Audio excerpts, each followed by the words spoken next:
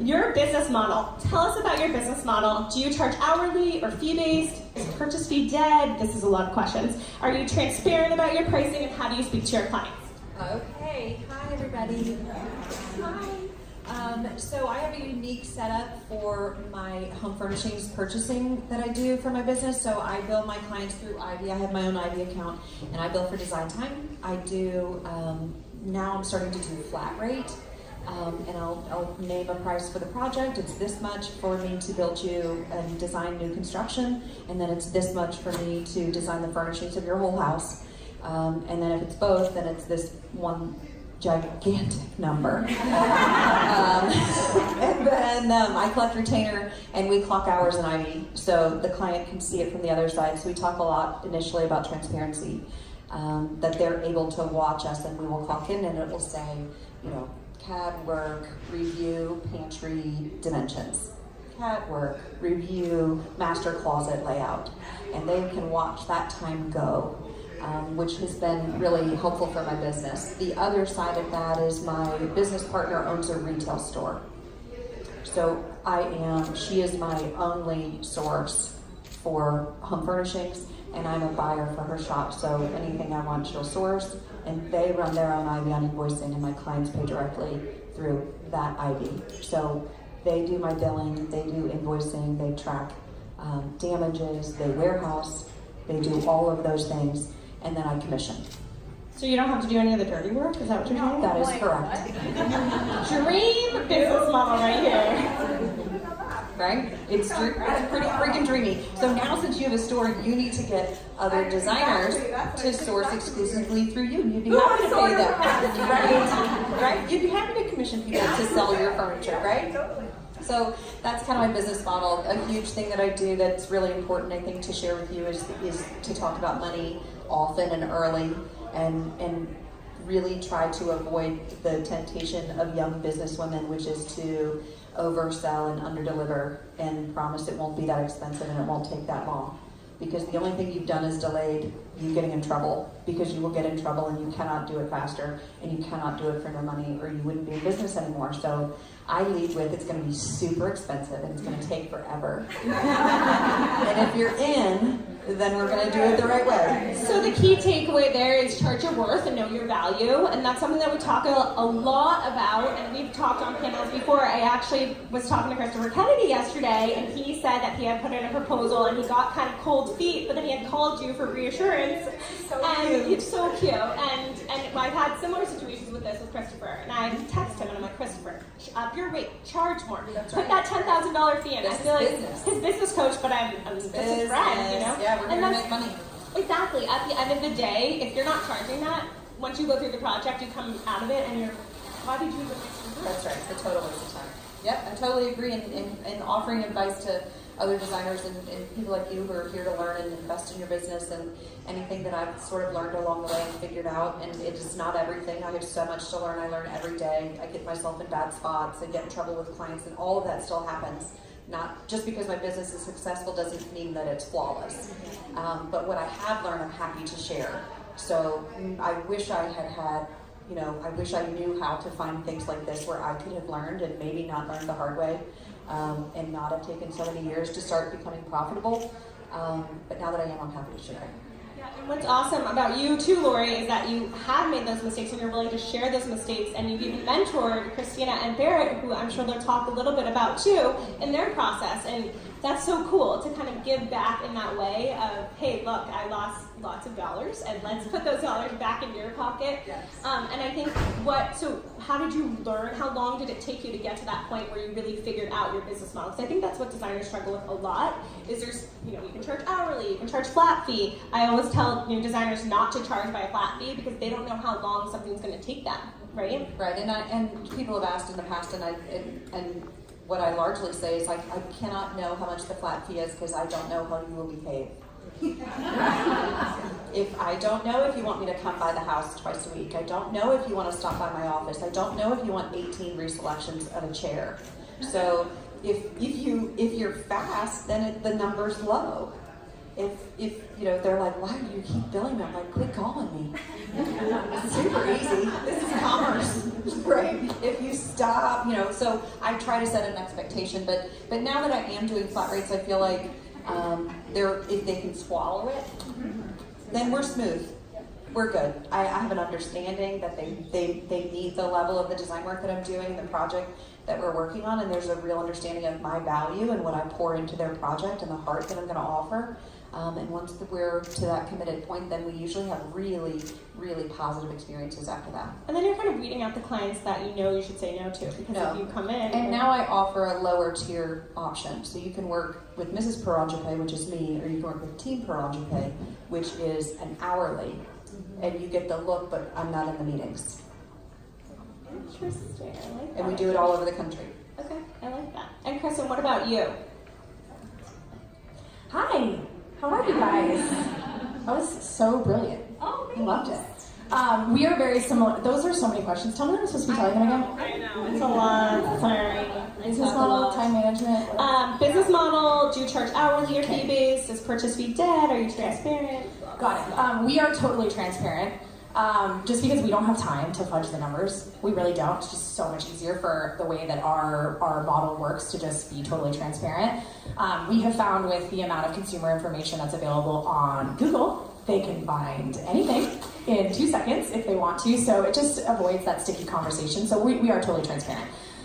We charge a flat fee, but similar to some of the challenges that a lot of new designers have in understanding how long things are going to take them, we base our design services with a flat fee with a maximum number of hours. So we basically say, should all things go the way we want them to go, and you're not a huge pain in the butt, and we can move quickly, and we've done this enough times that we know it should take us X.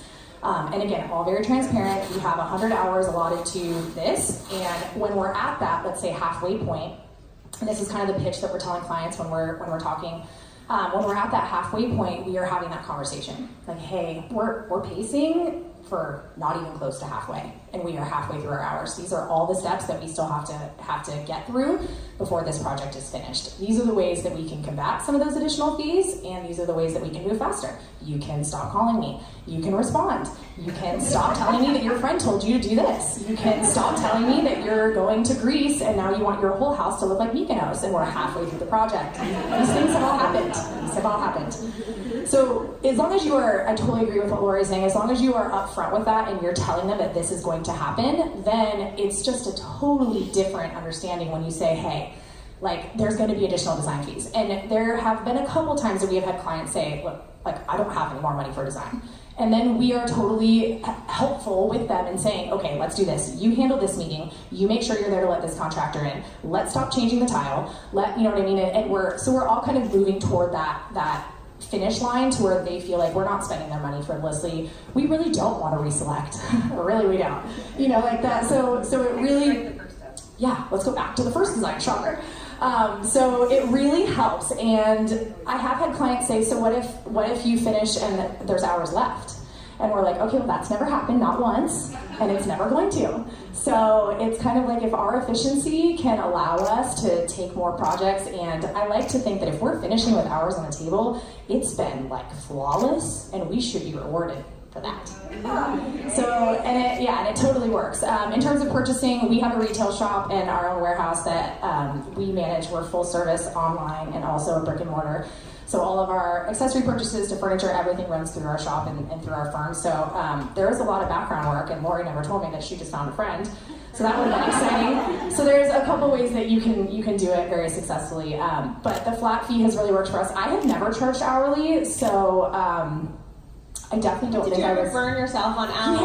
Yeah. Oh, yeah, for sure. Yeah, so I was going to say, I don't think it was like good at all in the beginning, but luckily I didn't know if I was making money or not in the beginning.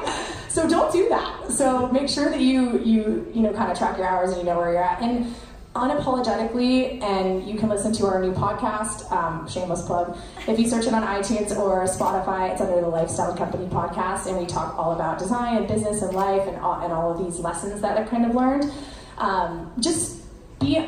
Don't be apologetic, frankly. Be unapologetic. And if you have someone on the other end of the table that doesn't want you to be profitable, doesn't want you to make money, doesn't want to pay you for your time, freaking run. Like, conversation over. Best of luck to you, but we're done. And we also, I think, I can honestly tell you, we refer out probably 90% of our inquiries. And I think that by asking the right questions for inquiries and saying, tell me a little bit about where you want to be in pricing, show me a little bit more about your style. And we focus in a very specific style that we've created called organic desert living. So if it's close but not quite, we're then giving them resources to say, I think this firm would be a great fit for you, here's why, better location, lower hourly, do it a different way, we love them, here's their work. Like, so we kind of give them the warm handoff, introduce them to a person at that firm, and it, again, totally changes everything. Then we're all sharing love on Instagram. Oh my gosh, is this your client? Great, thank you so much. It's just a totally different community type of understanding for the client. There's no hard feelings. They are so thankful to you to get them to someone warm that it really works. I like that. So key takeaways I heard are learn how to say no to a client and not take on jobs that don't fit your business. And don't feel guilty. And don't feel guilty. And number two, and I would love to just say this out loud because designers text and email me all the time asking me my feedback on how they're doing stuff, which I love, it's great. And I'm not an expert, you guys are the expert. I just see what I've learned along the way. We're all learning, it's every day, it's an evolution. But you should never let your clients purchase anything. Nothing. Not an accessory, not a linen, not one single thing. And because that just creates unnecessary drama and leads to a disaster. Yeah, oh yeah, sure. And I'm sure, I don't know if you guys have ever let your clients as designers buy anything, but it always comes back to haunt you. Yeah. And for any of you guys out there, just please don't do it. It's not worth it. It creates more drama than goodness. And I think what you said at the end of the day is it's okay to make mistakes. Like, you're not going to be perfect out the floodgates, and it's all learning. So how did you come to the numbers where you are today of like what that number should be of what you bill out, in that few days? Yeah, that's a good question. I think a lot of it, so I don't know if this is right or wrong, maybe you guys can tell me. Our hourly doesn't change, but based on the projects that we have at the time, timing is everything. So based on the projects that we have at the time, our fee will change based on what kind of availability we have. If for some, like we just picked up this amazing project and it was now, like we were taking over a build halfway through, which is a huge nightmare, like there's a fee for that. And so whether it's additional hours in just the time that we have to drop, it's opportunity cost, the time that we have to drop other projects to make this project work, you should be fluid in your fee, especially if you're going flat, so that you can make sure that everything kind of has a place in your project slots. Lori, when we were sitting downstairs earlier talking, said it's a parking spot. And so there's a fee for a parking spot, right? And you just have to figure out how many parking spots you need a month to be able to make the kind of income that you want, less your cost of goods, and that's gonna help you figure out exactly how many projects you need to take. My short answer for that, because I was thinking of it when you said it, is I do flat right now, but I billed hourly for a really long time. So I went forensically backwards and said, how much did I bill for that house that I built? How much did I bill for that whole house full of furnishings? And then I increased it. Because who knows? And if they say yes, it's my number, right? If everybody says no, I'll drop it, right? I'm not a public entity. I don't answer to a board of directors. This is one-to-one. A client makes an inquiry. I answer them with a number. Based on timing too. If I want it, and I get it. But that's how I figured out what my number was, I built that house. I poured a year and a half, 2 years into building that project, and that's all the money I made. And that's where I was too fast and efficient, and I had gotten too quick that they were getting too much of a bargain. So I looked at the number and said, there's no value in that for me. I can't run my business like that. And switched to flat rate. But my number for what I bill now is far more than what I was billing when I was doing hourly. Which is so great, because what you can do, even if you are on a flat fee and you've gotten yourself stuck in that situation, you could just track your hours and get into the habit, mark it non-billable, and then you can gauge from there. Okay, not making my money, not at a 40% gross profit margin, what the heck am I doing? How do I change it? And just last thing to say on that, if you're doing renovation or build or anything where you're speccing materials, be smart with your showroom visits. Like, if you're going to a showroom and you're picking tile for said client, keep your eyes and ears open so that you are thinking about future projects, even if they're a month out. Make those visits smart so that you physically are only there for an hour, but you're actually billing out 5 hours to 5 different projects because you're speccing for 5 different projects. So you're saving on everything there, and you're being more efficient, and that shouldn't mean you make less money for that. Okay, what about you guys? Hi. First of all, we're really excited to be here. This is our second time talking on a panel, so we are very transparent. I think something that's super important when you're meeting with a client is building trust from day one. So being transparent up front and explaining your business model and how that's going to unfold, and especially the billing, because that always seems to be the problem child. Once you mess up one bill, that trust gets broken. So we, from day one, are very open about that and what it's going to cost. We, right now, are hourly. We're still very new. This is our 4th year in business.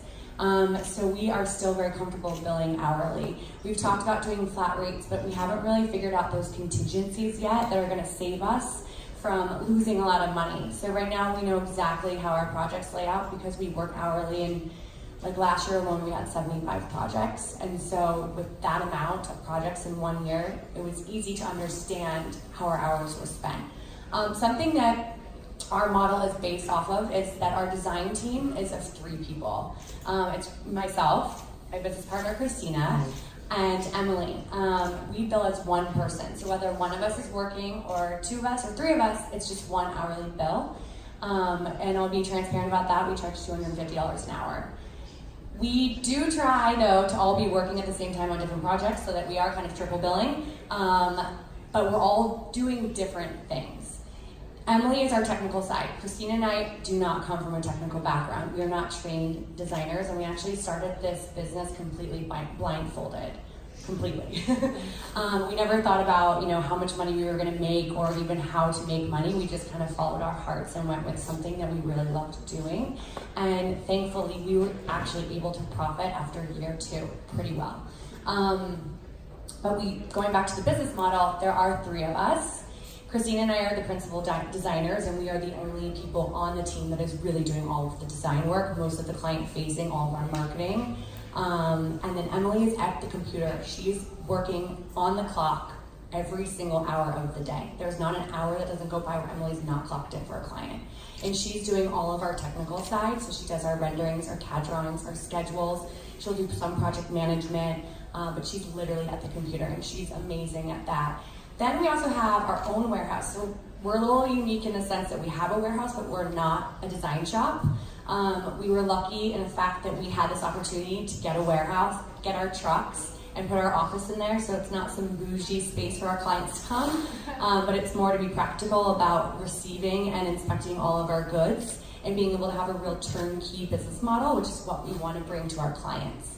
And I think we're pretty much the only design team in Philadelphia that offers that doesn't have a design shop attached.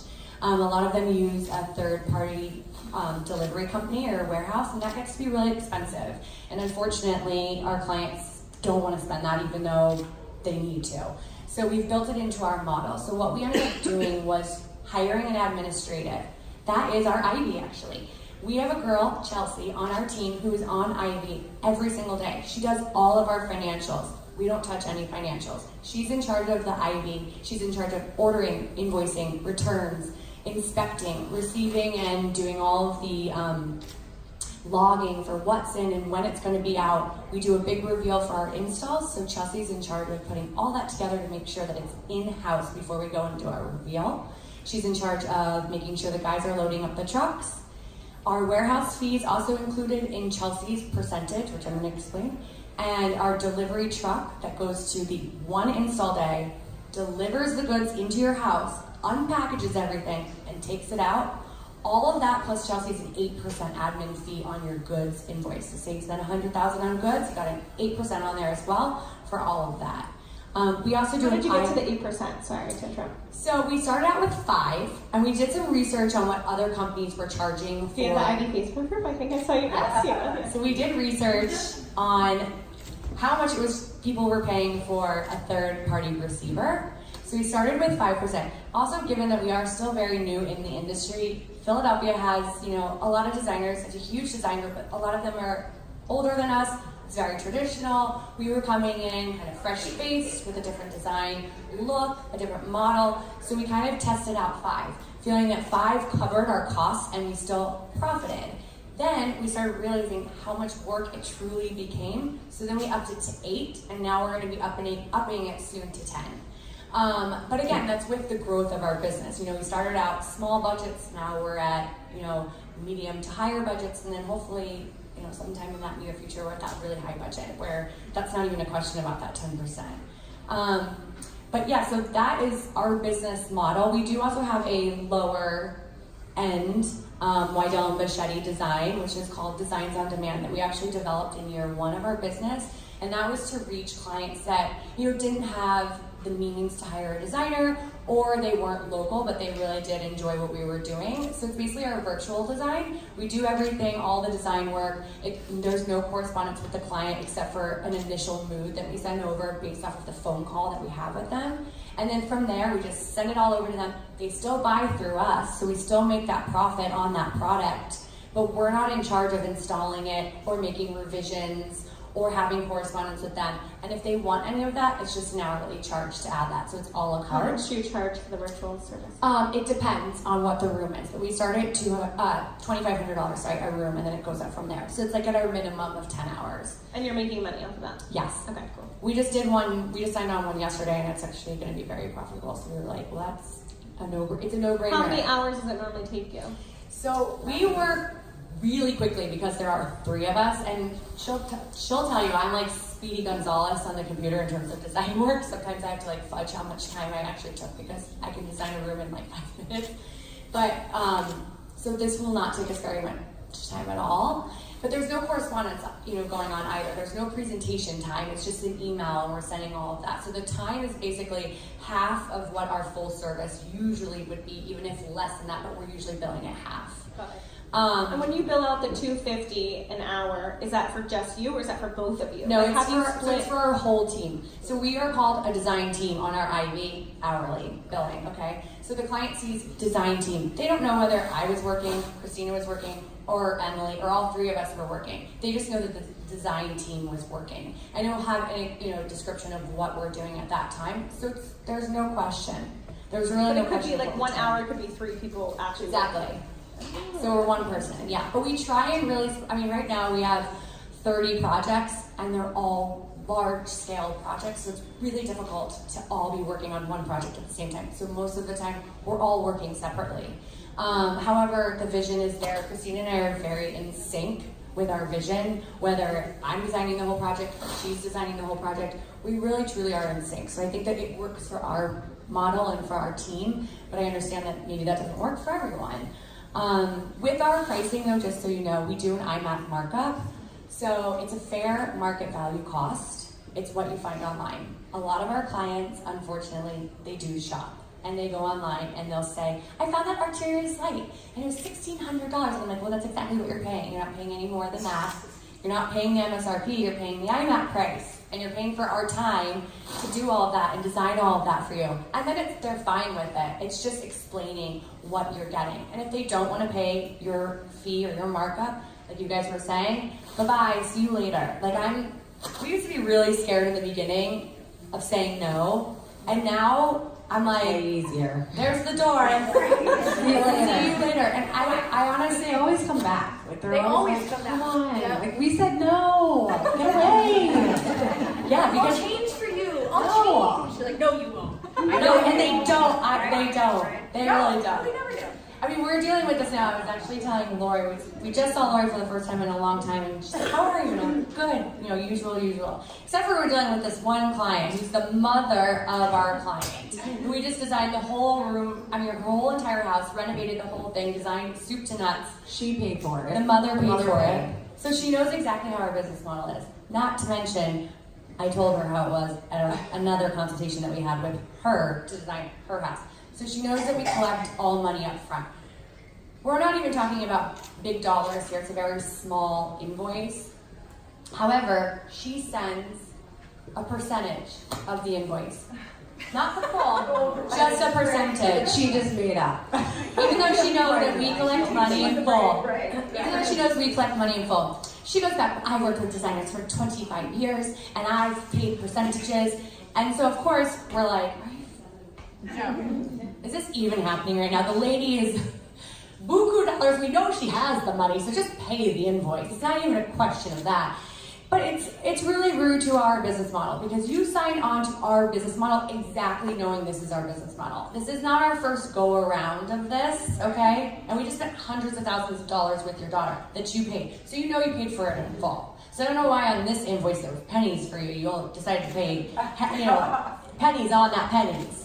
So we had to go back to her and basically say no. And then she came back to us again and said, well, I'm only paying the deposit. So I'm pretty much getting ready to say, well then, bye-bye, see you later. Go find your other designer that you worked with for 25 years. So basically what Barrette's trying to say is the client-facing part is like one of the hardest part, like psychologically, like dealing with these clients day to day and their mothers and their friends and their circle of friends. I mean, I feel like that's like one of the hardest parts, and you've got to have a really strong backbone to deal with them. And you really need to believe in your business model, and it's forever changing. My mic is making weird noises, but we've really toyed with the fact of doing flat fees because of these reasons. Because every once in a while you'll get a client who says, wait a minute, I didn't really like that chair choice, so I don't feel that I should be billed for that time that you found that chair for me. And then you're like, but you're not paying for the fact that you don't like it, you're paying for the fact that I took the time to find this for you. Like, we're billing you like lawyers. So that sometimes gets you really in your bones and you're just sick of talking about it with them and you're like, maybe I should just do flat fees. However, we're just not in a comfortable space yet to get there because we did flat fees with one person and she would come to our office for 3 hours talking about her daughter and we didn't have the contingencies in there because we didn't know them. So Also, a lot of our clients are used to working with designers like that are older as they are older. So where they never did hourly at that time. and then now that they're changing to like the fresh face, they're just not willing to change the fresh face fees in the way our business is either. So it's really frustrating. That makes sense. In terms of client expectations, that was like a big one. You guys actually already answered my next question, so thank you. But I wanted to ask you, Lori, too. How do you set? I get like the angle that you take with clients, but how do you have documentation? Do you have a questionnaire? Like, what does the lead process look like when a client reaches out for an inquiry? What does that funnel kind of look like for you? So, because the price point with, after working, I think I'm in 11 years now working, the price point has gotten kind of up there. So, the first inquiry I get is weeding out on money. So, they're going to get a response immediately from my office that says, thanks so much. What a beautiful part of the country you live in. We would love to, hear more about your project that you're working on. As a starting point, if you go with Mrs. Paranjape, this is what the number looks like. If you'd like to work with Team Paranjape, this is another option. And then it kind of explains both of those a little bit in 2 short paragraphs. And then it says, if you're interested, we would love to set up a time to talk and hear more about your project. Almost all of them go away. Because they really just wanted to know about the money. And I was Where spending... are most of your leads coming from, too? 100% is from Instagram. So they're all coming from Instagram, and a lot of them are saying things like, just wanted to take a shot at this and see where it is. And so to me, I was spending 30 minutes, sometimes an hour on a phone with someone who really just wanted to know the number. And if they had known the number, then they would have gone away, and that's okay, because they're not meant for me, right? I'm going to hold my hand out like this, and if they sit in it, they belong to me, and if they don't want to sit in my hand, then they're not mine, and that's totally okay. But the quicker turn away has been really effective for my business, because if they read that number and immediately reply and say, we'd love it to set up a call with Lori, we're good. Yeah, we're there. We got it. But I charge a fee to get on the phone with them. It's our consultation fee. No, but we're not going to talk. Some people say, oh, can I come by your office? And I have a housemate. So I'm like, boop, boop. You don't need your house plans. You don't need your laptop. You don't need your notebook. You don't need to show pictures on your phone. All we're talking about is whether or not this is a business relationship that we're going to enter into. And before we talk anything about design, you're going to sign my design agreement. So you're not giving away any free design advice, which I see so many designers going into space and they start talking and it's just dangerous. So you're going to sign my design agreement and you're going to make a deposit on retainer. So it's actually the language that I say during that first phone call. is we'll talk about it when you're ready to go. The very first thing that'll happen is I will email over my design agreement for you to review, and we will send you an invoice through Ivy for design time. As soon as that's paid, we're going to set up our first appointment, and I'm going to ask you for all the documents. I need your CAD file of your house plans. I need any dream picture you've ever seen in your whole life. You can send me anything you want to after we have established that I am not a hobbyist and we are not friends. This is business. Lori, is Yes. your design agreement legal? Is it a legal document, It or is. is it something? Okay. It is. Yeah. What's your favorite line in your contract if you have one? All design fees are non-refundable. So make sure you have that line in your contract, which I hope you do. And Kristen, what about you? Client expectations? Do you have like a welcome packet or any sort of like documents to kind of set the guidelines and set the groundwork? Yeah, we do. We direct all of our new client prospects and projects through our website, so everything goes through our website. Very similar to Lori. Right away, we hit them with our single room minimum. So that's a minimum design fee that we say, no matter how fast this is what our single room minimum is. We have found great success in a single room minimum in clients that are not whole home projects, in that they have 3 focus spaces, let's say, or 2 focus spaces, and one happens to be really small, 9 by 9 bedroom. And then from an hourly standpoint, obviously we can do that in a very short time. If we are making sure that they're hitting a single room minimum, that basically allows that we are billing X for sure out of that single room, no matter how fast we can do it, specifically because it's coupled with another project, right, or another space. So we're already going to be there, we're already installing it, makes it super easy. Those like 2-3 rooms are super profitable for us because we're already going to be there. So the lead comes through, our office manager, we respond to every single lead no matter what. We have like a 0 let them fall and die policy, so we need a warm and fuzzy to every single person within 24 hours. So everyone gets that warm and fuzzy email. For the most part, we have configured our design intake form to be really, really specific, which really helps. How many pages? It's just 1 page. Okay. It's not too I've bad. seen some really scary long ones, which I you even don't if I was interested, I probably wouldn't. right. You don't want to scare them. You know, it takes a long time, and we want them to fill it out thoughtfully.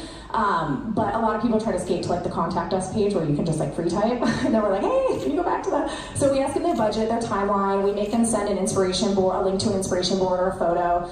That's a test. If they send us work that's not our own, that's a test too. So when we get work that's our own, we're always like, yay, they like our work. Yeah, right. Exactly. And that's another just small thing. If people are showing you other designers' work and like there's none of your own in it, in the beginning it's hard because you might not have that much of your own work. But as you become established, you want people showing you your own work. And when they're not, there are times when we're like, hey, you know what, that looks just like so-and-so. I love her. She's awesome. You should work with her. Like that, you know, and we kind of help our whole, I think as designers in general, especially these days, it really should be about community over competition. It should be about helping people find their journey in design. When we have clients or inquiries that are there bouncing between designers, we're like, and it's always the designer's fault. I'm like, girl, please. Yeah, I'm like, it's not them, exactly, it's probably you. So, you know, you want to get them to who they're supposed to work with that works with their budget. We are so lucky to have made it through that whole recession in 2007 and all that stuff, and we're back and we're alive and we're well and people are buying things again. Although the climate has changed, it's super important to help get clients to their person. And there are people for every level. Like, you can still get great design on a budget. It might not be full service, but there's ultimately someone that will work with you. So intake happens, our office manager reaches out, we hit them with that single room minimum right away. Same thing, as long as they're like, okay, yeah, that sounds good. We also ask for the project budget, and when they mark 15 spaces and the project budget has a 3 in front of it with no zeros, you know, that's the first indicator to say like, you know, is what you marked on the intake form what we're actually going for this phase? Is that phase 1 through 10? Like, help us understand. And so as soon as you get them talking, that really helps. And I cannot stress enough, you guys, for all the designers that I talk to, all the panels that I sit on the podcast, on Instagram, the one thing that I think is an absolute game changer for a young designer, or even an old designer, not an age, but someone who has been doing it for a while and hasn't figured out how to make money yet, or how, like, it's not feeling good inside, is to find the right clients. If you spend time on anything else, focus on how to talk to and find your people, and don't be apologizing for it. Find the right people, because they will want to pay you, and you will be able to quickly have those conversations and weed out the people that aren't for you. And you don't have to make them feel bad about it. You know what I mean? I think it's sticky, and ultimately we have a joke in the office that we're like, oh God, they're gonna be so upset. Like, we just broke up with them. It always goes back to like that boyfriend that broke up with you in high school. And you're like, you went with a freaking cheerleader, and like this whole thing, and like you're pissed, and it's just like, it just sucks. It's, you're being turned down, and clients don't like it. So if you can make it warm and fuzzy and help that like situation, it's so much better. And I'm telling you, we have had so many clients come back. They go to a designer that they think is a better fit, or even ones that we push them to, and then they come back 6 months later and they're like, hey, I'm still waiting on my panels. Like, is there any way that you can help? And sometimes it works out, but other times it doesn't, because we don't want to pick up work that's half done. You know, but so the inquiry is huge, and the faster that you can turn and burn those and figure out right away, like, don't waste your time on calls. I have a designer friend, and I swear she spends 6 hours a day on calls that you're not billing anyone for. Like, don't do that. How long do you spend on, once you actually schedule the call? Is it like a 15-minute call? I don't talk to anyone. Okay, so who talks to them? I like that, but that's Our office manager, our office team handles it. You can do, like, that's my first hire. You might be getting into that, but my first hire was an office manager. I don't even have to ask the questions, because you guys are answering all my questions. Office manager, someone to help you administratively, was a huge one for me, because ultimately in the beginning, I knew that hiring someone that could help drive revenue was not going to happen, because we just weren't there yet. We didn't have enough of a brand to be able to bill someone out who could help drive revenue. So you want someone, at least for us, in an administrative role that can help keep things together, be responding to people in a quick manner, getting them concrete information. So we still do all of our consultations in person for the most part, but yeah, we don't really hop on the phone. You don't charge for a consultation? No, we do charge for our consultations. We charge $150. Okay, and it's like a 1 hour consultation? Yeah, it's about an hour, which... That's not refund. Sometimes people are like, I'll do it and then I'll refund the consultation, which I don't understand, because it's your time. If we turn down the business, we don't ever say this, but if we turn down the business, I always give it back. Okay. It's just like, for me, I'm just like guilty. Yeah, and we're gonna make that money back on the project we actually do take, for sure. So I just think it's sticky to get broken up with and then keep the $150. You know, I'm like, just give it back. It's no big deal. So we give it back. But I totally understand the situation, saying like, and again, the $150 doesn't cover the time that I'm not doing something that I could be, you know, so, but it's all just, you know, what makes you feel good about it. But, so everything goes through our office manager. Every once in a while, we'll have a meet and greet where like the client will really want to talk to us in person. And in that case, we make them come to our office. We're really busy. We're always really busy. And they walk in and it's like, hi, how are you? Da, da, da. And because we have the retail store, it helps a lot, because they want to look around and they want to see it. And so it's conversational and easy. But yeah, the design team doesn't spend time talking to new prospects. That's awesome. Okay, what about you guys? Consultations? Well, 99.9% of our business is word of mouth. Almost every single client that we work with is referred to us from another client. So that is something that's very helpful, because if we didn't like that client, we most likely won't like their friend. We do get clients through Instagram as well, but mainly it's our word of mouth, which is actually kind of great for us, because it means maybe we're doing something right. We do charge a consultation fee. It's $350, and it's non-refundable. And if they don't pay that, then we don't want to meet with them, and we know right there it's a red flag. We don't really take phone calls ever, and if we do, it's for maybe 15 minutes, and it's very, very rare. But we also, first hire was an admin. That was key for us, and she answers all of our inquiries that come through on our website. Even if it's word of mouth, it comes through our website. We say, go to the website, fill out our questionnaire, please. And it's on there, you guys, so if you want to copy it, go ahead, take it. You can totally use it. I love that sharing aspect. Yeah, and it does have like key points that we need to know on there. It also has budgets that we need to know. So if they click a certain budget, then we automatically say, that's a Designs on Demand project, and we give them all the information on that. And then if it's higher than the Designs on Demand, then we give them all of our information on our full service. I just think that, like, weeding out all the people that really don't want to obviously know what their budget is or have any sort of idea. Yeah, we have minimums. So But we this just is started that. this is all very new to us. Like, we just actually launched our website in January. Yeah, I was just gonna say, We the fact have that a you guys have website.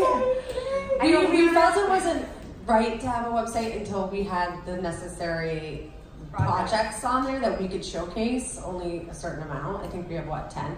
Not even. Yeah. But we really wanted. Sorry. We really wanted those projects that we were going to put on our website to really speak to our brand. And unfortunately, before, I mean, we had amazing projects, but we really didn't feel that it spoke to our brand yet. So we waited, and in January, we launched our website, and it's been great. However, we did run a very profitable business without a website. Is it Instagram? Yeah, because of Instagram and Hows. We used to get, we actually did Ben, if anyone knows who Ben Simmons is out there, he's 76ers and he's dating Kendall Jenner, sorry. That was our client. We just designed his entire house, and his mom found us on Hows. Nice. So that was pretty cool. But yeah, sorry, I jumped you over. But you guys already answered my question about brand. It's like you read all of my questions in the order. I mean, I sent them to you, but I really expect you to Your do questions are just like really organic. It just organically works. Exactly. So I'm actually going to switch gears before I talk about branding and talk really quickly because you guys all specialize in full gut home renovation. And yes, you guys all, both of you guys live in markets where you can do new builds. Yeah. Like in San Francisco, don't really have that opportunity. But I think what's interesting is that you guys have all built your unique teams. And I stress this to so many designers. Build your team, find your contractor, find your architect. Build that cohesive team so the client comes to you and you're the expert. How did you get to the point of hiring that team? And do you have one contractor? What does your go-to look like? For me, my first hire was an assistant to work for me, and I was so afraid to make that initial investment, and it felt kind of funny to turn around and say, you know, am I even making enough money for myself, much less have enough money to pay someone else? And you know, really understanding what my profits looked like and what my investments looked like, and you know, that's not my background. You know, so I had a lot to learn in that process. But I shared an assistant at first with my business partner who owns the retail store, and that lasted about 2 weeks. I'm like, she's mine, right? Like we're done. Anyway, and she's been promoted, and now she's my design manager and is sitting in the back of the room, and she's with us today.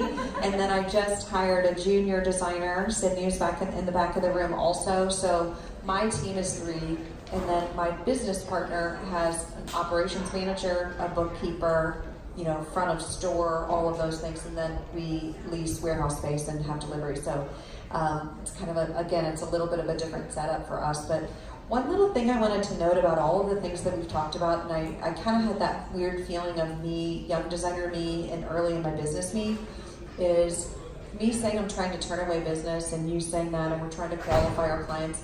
I did not do that for a really long time because I was trying to build my business. So I wouldn't want you to hear that and think, oh, you know, okay, must be nice. Right. If you're building your businesses, because I did a lot of things that I don't have to do anymore. Yeah. But in the beginning, you're just trying to get, you know, yes, I will work. You're trying to pay your bills. You're trying to pay your bills, and you say yes to a friend, and yes, I'll come and can I bring my own pillows and put them in your living room so I can take really beautiful photos, so I can start getting my own content. And so I don't want to speak from a place where like, oh, I just love turning away the business, and you're like, awesome.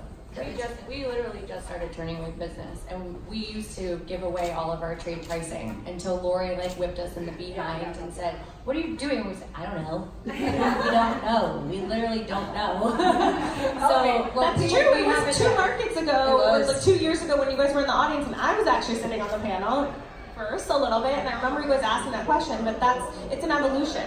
And you learn from your. Yeah, and you know, people used to ask me, and they still ask sometimes. We got an inquiry like within the past 2 weeks, and she was like, "Well, how do you do your pricing, and what's your markup?" And I'm like, first of all, you run your own business, sister. I'm running mine, and I'm not sharing my business model with you. It's an inappropriate question. Yeah. Nobody goes to Lowe's and says, "This 45-cent, you know, screw. How much did y'all pay for it?" Because if it was 15 cents, I'm just paying 15 cents. I'm like, well, then you're a wholesaler, and good luck with that. But I'm running a business. So when the question comes to me of, you know, how do you mark up? How do you do all that? My answer, and I'm more than happy to share it, and it can be your answer, is I don't do mark up, cost plus, this minus, that plus. I don't do any of that. It's fair market value. And that's the end of it. Do you pay more when you work with me? Yes. You pay me tons of money by the hour. So this is not a bargain. I'm not running a, free advice warehouse. I don't know what maybe it was. This is not. I am not Pinterest. Not Pinterest. Right. So you pay for my time, but the items that you're purchasing are a fair market value. So the designers who have built their businesses on markup and markdown, I feel like are underselling themselves.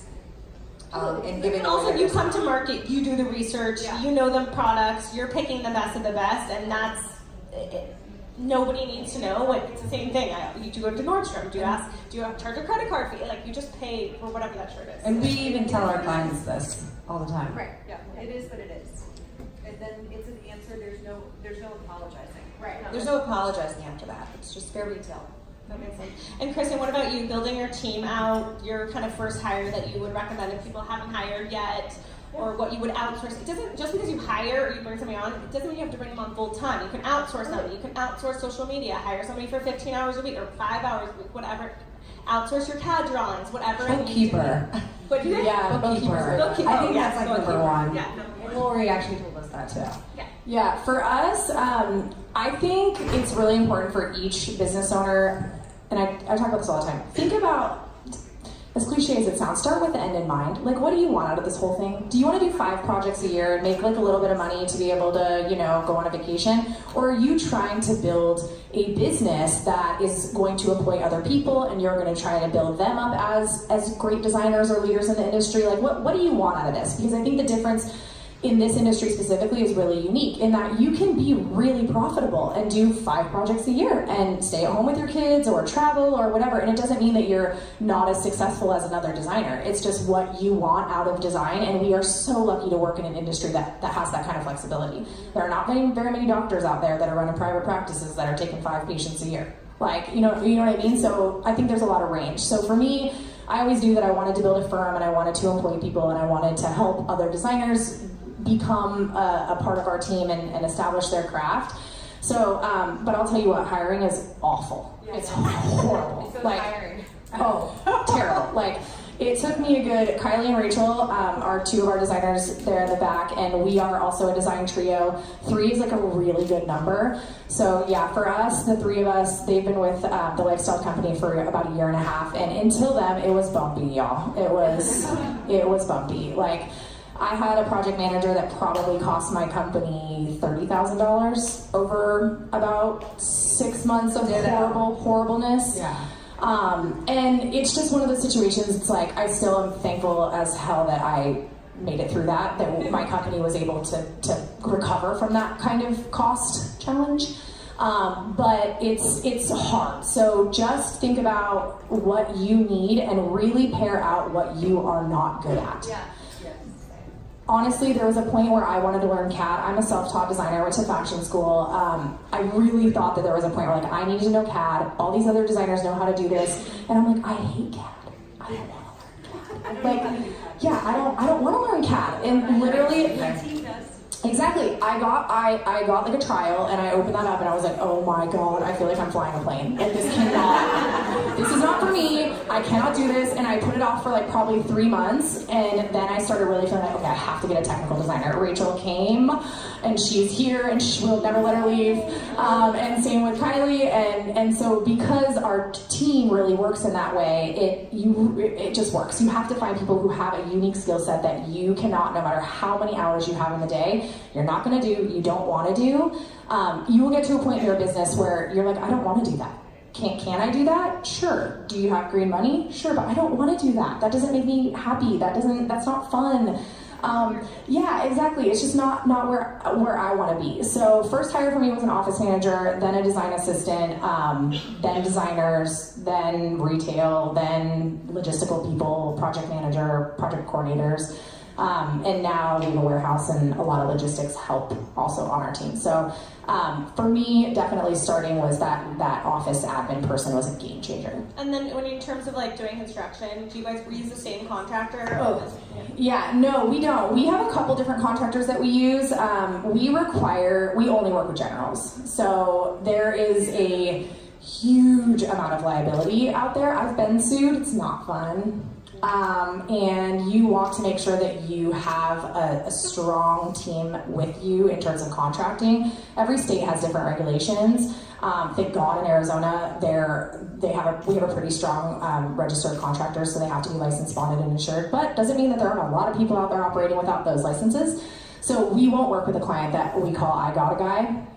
If you got a guy, you got to figure this out on your own, because that just puts my business I am not losing my business because you got a guy. It's not gonna happen. So that's exactly what I say too. And they're like, but it's my friend's dad. And I'm like, okay, then you guys need to figure it out. Because I don't got a guy.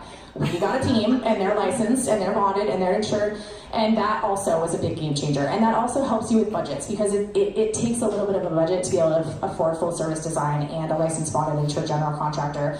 And the way that we paint the picture for them in a general is, and I should say, smaller projects, like if we're doing a single bathroom renovation, we can sub that out ourselves. That's totally fine. The value of the project is $20,000. If the worst thing happened, we'll figure it out, right? Does that mean you have your JC's license in your state if you're going to set that out? No. In California, the laws are very exactly. In Arizona, you don't have to have a general license as long as you're using always Wild Wild West, baby. As long as you are using a subcontractor that is licensed, bonded, insured, you're fine. Maybe I should move. Yeah. Hey, girl, we got room for you. So a smaller project we will sub out, but for the most part, of course, on all the larger ones, we require a general. And we explain it to clients and saying like, hey, if you got a guy and your guy moves back to Mexico or goes to another state or does whatever, like who's gonna come and fix that project and that problem and that warranty issue? And everyone leaves a project thinking that it's gonna be great and everything's gonna be smooth and nothing's gonna go wrong. And it's just not realistic. So we wanna make sure that we have those levels of protection, especially when you're investing in your home.